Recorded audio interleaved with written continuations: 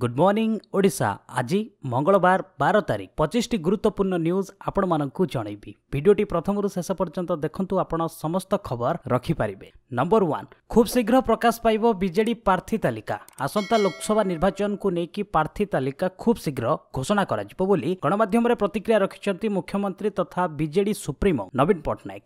या सहित आसंता निर्वाचन रे दल बहुत भल प्रदर्शन करिवो बोली मध्य से कहिचंती। नवीन कहिचंती कि एबे प्रक्रिया जारी रहिछि। बीजेडी प्रार्थी तालिका खूब शीघ्र प्रकाश पाइबो। निर्वाचन पाई आमे संपूर्ण रूपे प्रस्तुत अछु। अनेक प्रशासन बीजेडी रे शामिल होइचंती, तेणु सेमानकु किभଳି थैतान करा जिवो प्रश्नर उत्तर रे सेमानकु भल भाबरे मैनेज करा जिवो बोली नवीन कहिचंती। नंबर 2 निर्वाचन तारीख घोषणा को 24 घंटा न पूर्णु बीजेडी को लागिला जोर झटका। दल छाड़िले 24 जन छात्र नेता।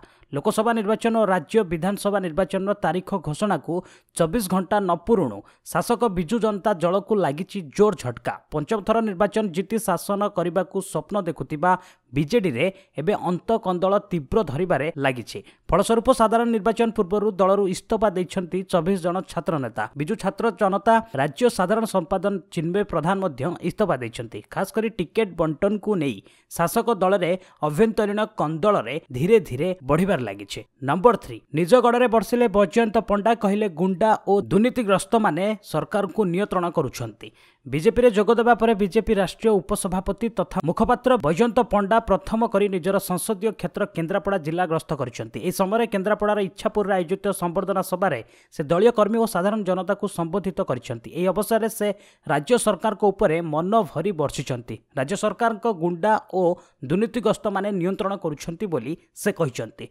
नंबर 4 13 रु दक्षिण पश्चिम ओडिशा रे झड़ वर्षा। मार्च 13 तारीख पर्यंत सारा ओडिशा रे तापमात्रा वृद्धि पाइबो। गोटे दुईटी स्थान रे दिनर तापमात्रा 40 डिग्री पार होइजिबो। मालकानगिरी भवानीपाटना तालचेर बलांगीर अनुगुल प्रभृति सहर रे प्रबल ताती अनुभूत हेबा सह चलित वर्षर सर्वोच्च तापमात्रा एही सहर गुड़िकरे रेकर्ड हेबो। एहा परे पाग रे सामान्य परिवर्तन हेबो। दक्षिण पश्चिम ओडिशा रे हल्का वर्षा सह झड़ वर्षा होई पारे। 15 तारीख पर्यंत झारसुगुड़ा केन्दुझर मयूरभंज बालेश्वर देवगढ़ अनुगुल और ढेंकानाल जिलार गोटे दुईटी स्थान रे काल बैशाखी सह वज्रपातर आशंका रही बोली भुवनेश्वर स्थित आंचलिक पाणीपाग विज्ञान केन्द्र पक्षर सूचना दी जाइए। नंबर 5 स्क्रीनिंग कमिटी पूर्व कांग्रेस गुरुत्वपूर्ण बैठक। आसंता लोकसभा निर्वाचन माहौल को लेकिन एवं चलचंचल होती राजनैतिक दल माने। ए समय स्क्रीनिंग कमिटी पक्षर कांग्रेस आज गुरुत्वपूर्ण बैठक आरंभ होइछे। सांसद केवीपी रामचंद्र राव घरे एक गुरुत्वपूर्ण बैठक रखा जाइछे। एथिरे बहु वरिष्ठ नेता माने जोग दैछन्ते। नंबर 6 पाकिस्तान निद हजाइबा पई प्रस्तुत हैला पिनाक। बालेश्वर रे 2टी रॉकेट सफल परीक्षण। भारतीय सेनार शक्ति सोमवार आहुरी वृद्धि पाइछि। ओडिशार बालेश्वर रे समन्वित क्षेपणास्त्र परीक्षण घाटी सोमवार आधुनिक गाइडेड दूरगामी रॉकेट पिनाकर 2टी सफल परीक्षण करा जाइछि। एसो सेना पई बहुत बड़ सफलता कुहा जाउछि। एथिरे पिनाक रॉकेट लक्ष्य भेद क्षमता 90 किलोमीटर वृद्धि पाइछि। परीक्षण समय उभय गाइडेड पिनाक रॉकेट निज निशान को सफलतार सह लक्ष्य भेद करथिला। नंबर 7 राष्ट्रपति भवन में पद्म पुरस्कार समारोह। पद्मभूषण रे सम्मानित हेले कुलदीप नायर। आज राष्ट्रपति भवन में पद्म पुरस्कार समारोह अनुष्ठित होइछे। एही अवसर में सेठारे प्रधानमंत्री नरेंद्र मोदी मध्य उपस्थित थिले। प्रथम पर्यायर बहु विशिष्ट व्यक्ति मानकु राष्ट्रपति रामनाथ कोविंद पुरस्कार प्रदान करिसेंते। समुदाय 112 जन को मनोनीत करा जायतिबा बेले आज 56 जन को पुरस्कार प्रदान करा जायछे। विशिष्ट सांबादिक कुलदीप नायर, सरदार सुखदेव सिंह ढिंगरा, हुकुमदेव नारायण यादव और अभिनेता मोहनलाल को पद्मभूषण एवं पूर्वतन वैदेशिक सचिव सुब्रमण्यम जयशंकर, गायक शंकर महादेवन, खेलाड़ी Bajrangi Punia, kabaddi team captain Ajay Thakur, table tennis खेलाड़ी शरद कमल एवं ग्रांड मास्टर हरिका द्रोणावली और अभिनेता एवं अभिनेत्री प्रभुदेवा को पद्मश्री पुरस्कार सम्मानित करिसेंती राष्ट्रपति। नंबर 8 इथियोपिया विमान दुर्घटना। मृतक मध्य पर्यटन विभाग परामर्शदाता समेत 4 भारतीय। इथियोपियार राजधानी आदिस ओबाबा ठारे इथियोपिया एयरलाइनर एक विमान दुर्घटनाग्रस्त होता। ए दुर्घटना में मोट 157 जन यात्री मृत्यु होता। एथिरे 4 भारतीय नागरिक मध्य रहिचंती। ए 4 भारतीयों मध्य पर्यटन मंत्रालयर परामर्शदाता शिखा गर्ग रही।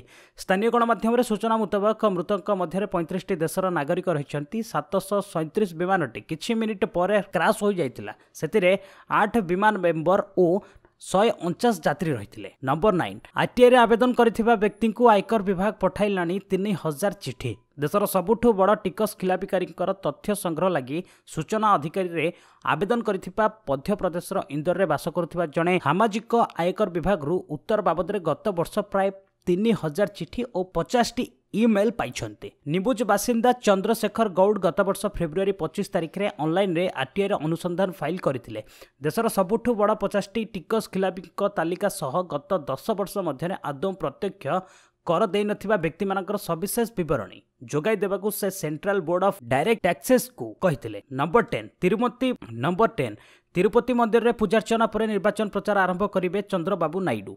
ଆନ୍ଧ୍ରପ୍ରଦେଶର ମୁଖ୍ୟମନ୍ତ୍ରୀ ତଥା TDP supremo N Chandrababu Naidu ଘୋଷଣା କରିଛନ୍ତି ଯେ ସେ ତିରୁପତି ମନ୍ଦିରରେ ପୂଜାର୍ଚ୍ଚନା କରିବା ପରେ ନିର୍ବାଚନ ପ୍ରଚାର ଆରମ୍ଭ କରିବେ। ସେ କହିଛନ୍ତି ଯେ ପ୍ରଥମେ ତିରୁପତି ବାଲାଜୀଙ୍କ ଦର୍ଶନ କରିବେ, ଯୁଦ୍ଧ ପୂର୍ବରୁ ନିଜର ସୈନିକମାନଙ୍କୁ ପ୍ରସ୍ତୁତ କରିବେ। ଏଥିଲାଗି ସେ ତିରୁପତିଙ୍କ ଆଶୀର୍ବାଦ ଭିକ୍ଷା କରିବେ ବୋଲି କହିଛନ୍ତି। ନମ୍ବର 11 ବିଧାନସଭା ନିର୍ବାଚନ ଲଢ଼ିବେ ନାହିଁ ରଜନୀକାନ୍ତ। ମାସକ ତଳେ ଅଭିନେତା ରାଜନେତା ରଜନୀକାନ୍ତ ଆଗାମୀ ବିଧାନସଭା ନିର୍ବାଚନରେ ତାଙ୍କ ଦଳ ପ୍ରାର୍ଥୀ ହେବେ ବୋଲି ଘୋଷଣା କରିଥିଲେ। ହେଲେ ଏବେ ସେ ବିଧାନସଭା ଉପନିର୍ବାଚନ ଲଢ଼ିବେ ନାହିଁ ବୋଲି କହିଛନ୍ତି। ଏହି ବିଧାନସଭା ନିର୍ବାଚନ ଆଗାମୀ ଏପ୍ରିଲ 18 ତାରିଖରେ ଲୋକସଭା ନିର୍ବାଚନ ସହ ଅନୁଷ୍ଠିତ ହେବ। ଏ ସମ୍ପର୍କରେ ରଜନୀକାନ୍ତ ଅଧିକ କିଛି କହିବାକୁ ମନା କରିଦେଇଛନ୍ତି। ନମ୍ବର 12 ରାଜନୈତିକ ଦଳମାନଙ୍କର ସାମାଜିକ ଗଣମାଧ୍ୟମ ବିଷୟବସ୍ତୁ ଉପରେ କଡ଼ା ନଜର ରଖିବ ନିର୍ବାଚନ କମିଶନ। ଲୋକସଭା ନିର୍ବାଚନ ପାଇଁ ରାଜନୈତିକ ଦଳ ଓ ପ୍ରାର୍ଥୀମାନଙ୍କୁ ସାମାଜିକ ଗଣମାଧ୍ୟମ ଅଭିଯାନ ଉପରେ ନିର୍ବାଚନ କମିଶନ କଡ଼ା ନଜର ରଖିବେ। ନିର୍ବାଚନ ସମ୍ବନ୍ଧୀୟ ପ୍ରକ୍ରିୟା ନଷ୍ଟ କରିବା କିମ୍ବା ଅବାଞ୍ଛିତ ପ୍ରଭାବ ପକାଇବା ଉଦ୍ଦେଶ୍ୟରେ କୌଣସି ବିଷୟବସ୍ତୁ ରହୁଛି କି ନାହିଁ କମିଶନର ତାର ମନିଟର କରିବ।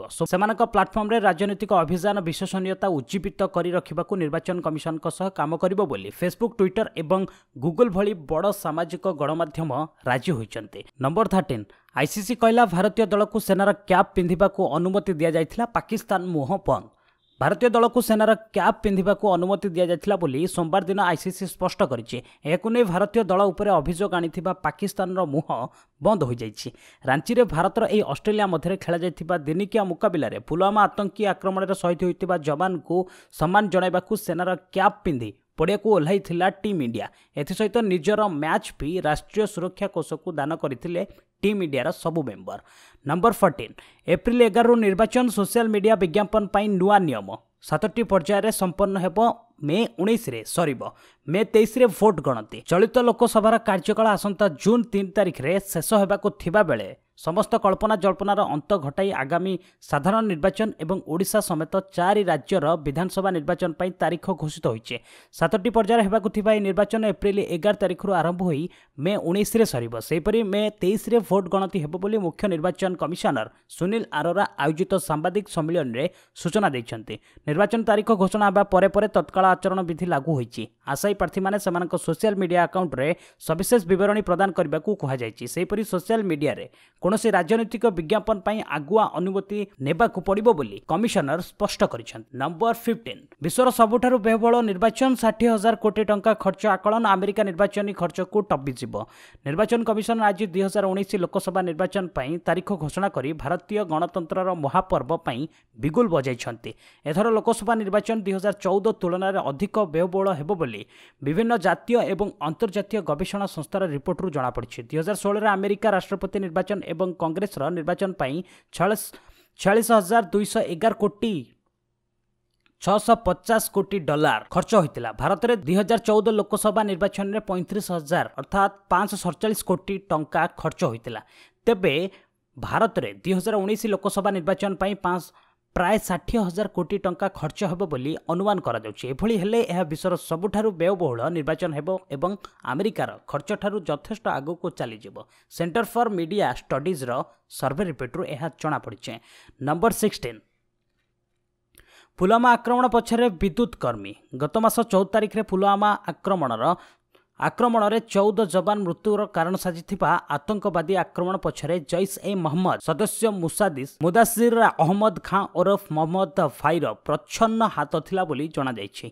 23 ବର୍ଷୀୟ ସ୍ନାତକ ଡିଗ୍ରୀଧାରୀ ମୁଦାସିରର ପେଶାରେ ଜଣେ ବିଦ୍ୟୁତ୍ କର୍ମୀ। ପୁଲୱାମା ବିସ୍ଫୋରଣରେ ବ୍ୟବହୃତ ଗାଡ଼ି ଏବଂ ବିସ୍ଫୋରକ ସାମଗ୍ରୀ ସେ ହିଁ ଯୋଗାଡ଼ କରିଥିଲା ବୋଲି ସୁରକ୍ଷା ଅଧିକାରୀମାନେ ଜାଣିବାକୁ ପାଇଛନ୍ତି। ଜାମ୍ମୁ କାଶ୍ମୀର ଅନ୍ତର୍ଗତ ଟ୍ରାଲର ମୀର ମହଲା ବାସିନ୍ଦା मुदासिर जड़े साधारण श्रमिक बड़ पुओ स्नातक पर से वैद्युतिकरण में 1 वर्षिया आईटीआई पाठ्यक्रम सारी तेबे 2017 से आतंकवादी संगठन जेईएम रे जोगदे जड़े साधारण कर्मी भाव कार्य आरंभ करथिला परे संगठन नूर त्राली संस्पर्श आसी काश्मीर उपत्यकार जेईएम को सुसंगठित करिबारे सहायक होइतिला। नंबर 17 निर्वाचन आचरण विधि लागू कालिया योजना को प्रभावित करिबनी कहिले अर्थमंत्री। निर्वाचन आचरण विधि लागू सत्ते बंद हेब नाही कालिया योजना।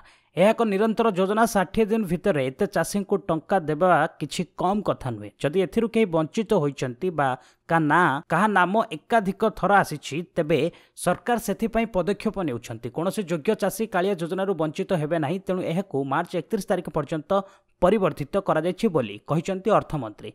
सेहिपरि पीएम किसान योजना रे केंद्र को जो तालिका दिया जायथिला काहेकि ता मध्यरु 3-4 लाख हिताधिकारी नाम बाद पड़िला ता मध्य प्रथम स्पष्ट कले द्वितीय पर्याय तालिका केंद्र को पठाइबा पई पदक्षेप नियाजिबो बोली कहिचंती अर्थमंत्री शशिभूषण बेहेरा। नंबर 18 विपद रे चिलिका डॉल्फिन 2 मासरे मलेनी 5।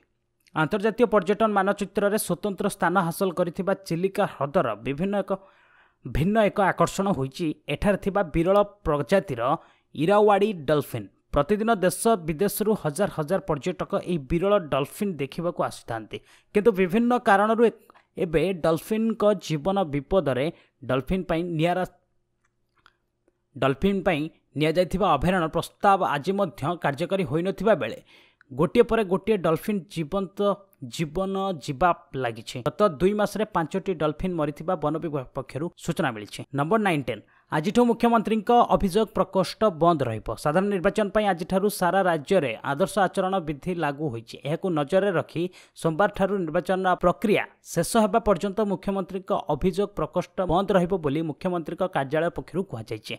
नंबर 20 झियो विवाह सहायता 50,000 को बढ़िला। मुख्यमंत्री को संबर्धित कले निर्माण श्रमिकों झियो विवाह पर राज्य सरकार पूर्व 25,000 टंका देउथिबा बेले एहाकु बढ़ाई 50,000 टंका करिसेंती। एसो दुर्घटना जनित मृत्यु सहायता 2 लाख रु 4 लाख को वृद्धि। 60 वर्ष पर पेंशन 300 टंका रु 500 टंका को 80 वर्ष पर पेंशन 500 टंका रु 700 टंका को वृद्धि करा जायछि। निर्माण श्रमिकों पई ए घोषणा हेबा परे आज 500 रु अधिक महिला और पुरुष श्रमिक सुरक्षा पोशाक पिंधि नवीन निवास रे मुख्यमंत्री को संबर्धित करिसेंती। नंबर 21 7 पर्याय मतदान ओडिसा रे एप्रिल 11, 18, 23, 19 रविवार संध्या 5टारू आदर्श आचरण विधि लागू। लोकसभा एवं 4टी राज्य विधानसभा पई आज निर्वाचन तारीख घोषणा करिसेंती निर्वाचन कमिशन। लोकसभा पई 7टी पर्याय भोट ग्रहण करा जिवो। एप्रिल 11 रे प्रथम पर्याय भोट हेबाकू थिबा बेले शेष तथा सप्तम पर्याय मतदान मे मास 19 तारिख रे हेबो। भोट गणति से मास 23 तारिख रे करा जिवो। जो राज्य गुड़िकर विधानसभा निर्वाचन हेबो सेगुड़िक हेले ओडिशा, आंध्र प्रदेश, सिक्किम एवं अरुणाचल प्रदेश। तेबे जम्मू काश्मीर रे एबे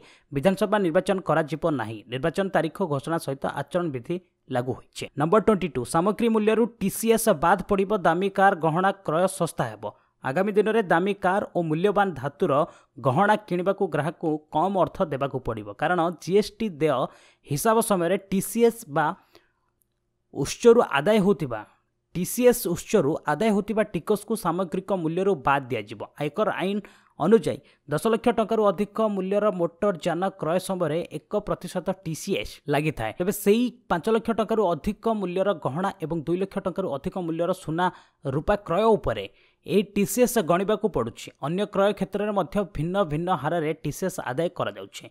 नंबर 23 स्वयंक्रिय हेबो ईपीएफ स्थानांतर। कर्मचारी भविष्य निधि पांठी संगठन ईपीएफओ रो सदस्य माने चाकरी बदलाइले आउ अकाउंट ट्रांसफर पई कहारी को आवेदन करबाकू पड़िबो नाही। अकाउंट स्थानांतर प्रक्रिया को स्वयंक्रिय करा जिवो। फल आसंता आर्थिक वर्ष यह आपे आपे बदली जिवो। एबे ईपीएफ रो सदस्य मानकर जदि यूएन यूनिवर्सल अकाउंट नंबर रही तथापि सेमानंको चाकरी बदलाइले ईपीएफ क्लेम ट्रांसफर करबा लगी आवेदन करबाकू पड़ुछे। प्रतिवर्ष प्राय 8 लाख लोक सेमानंको ईपीएफ ट्रांसफर करूछंती।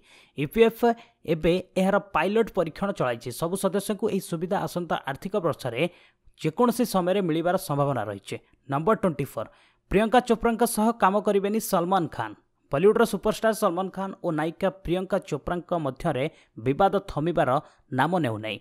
प्रियंका चोप्रा यार आगरू सलमान खान को फिल्म भारत रे काम करिबार थिला मात्र शेष समय एथुरु ओहरी जाइथिले। प्रियंका चोप्रा सलमान खान सह काम करने को मना करी विवादीय होइथिले प्रियंका चोप्रा। नंबर 25 कोलगेटर नुआ टीवी विज्ञापन। कोलगेट पामोलिव इंडिया लिमिटेड पक्षरु कोलगेटर अंदर से स्ट्रंग भितर सुदृढ़ नाम नुआ टीवी प्रचार अभियान आरंभ होइछे।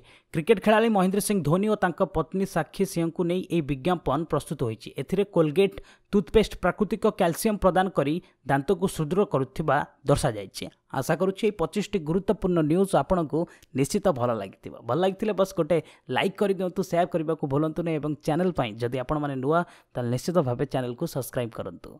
आज पे ये रखा पुणी नहीं आसबि आपण मानक से पर्यंत विदाय नौछि। वंदे उत्कल जननी।